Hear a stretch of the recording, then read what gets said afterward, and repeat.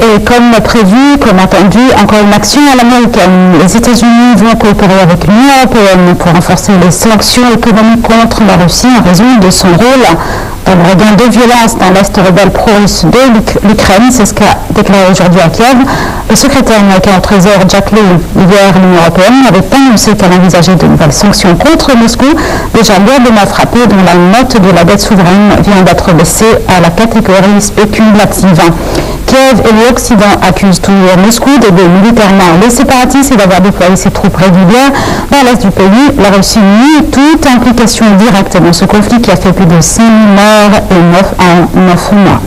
Cette dernière nouvelle donc nous-mêmes à la préparation pour la dernière partie de cette édition de Direct. Je vous laisse avec un commentaire détaillé sur les réunions ministérielles qui ont eu lieu depuis 2 jours à Addis Abeba en préparation pour le 24e sommet de l'Union africaine qui devrait avoir lieu le 30 et le 31 janvier à Addis Abeba, comme je l'ai cité.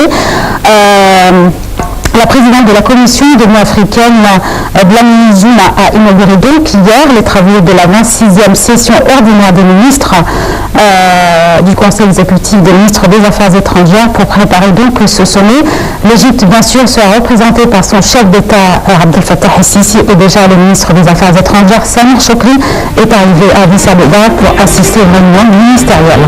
Salam Maghrabi toujours les détails sur le sommet africain et je reprends de suite avec nos invités. Dr Saïd Zolfakar, analyste politique, et Dr Hicham Morad, écrivain et professeur de sciences politiques à la Sorbonne et à l'Université de Caire. La présidente de la Commission de l'Union africaine a inauguré lundi les travaux de la 26e session ordinaire du Conseil exécutif des ministres africains des Affaires étrangères à Addis Abeba pour préparer le prochain sommet africain prévu vendredi et samedi auquel la délégation égyptienne sera conduite par le président Abdel Fattah el-Sisi.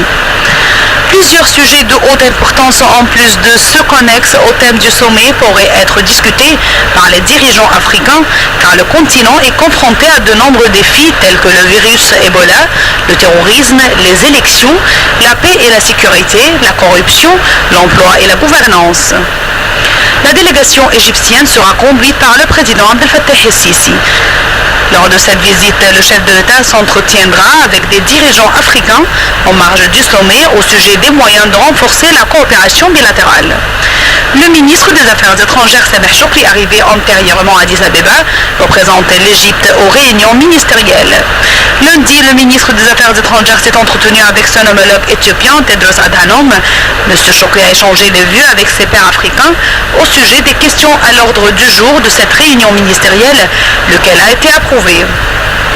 La session ministérielle prépare le prochain sommet africain qui réunira des chefs d'État et de gouvernement africains. M. Chokri s'était entretenu plus tôt dans la journée avec ses homologues libériens, mauritaniens et norvégiens et algériens. Le chef de la diplomatie a également participé à un déjeuner offert dans la journée par la présidente de l'Union africaine. Lors de ce banquet, les efforts déployés par l'Égypte pour contribuer au développement en Afrique et régler les problèmes du continent noir ont été évoqués.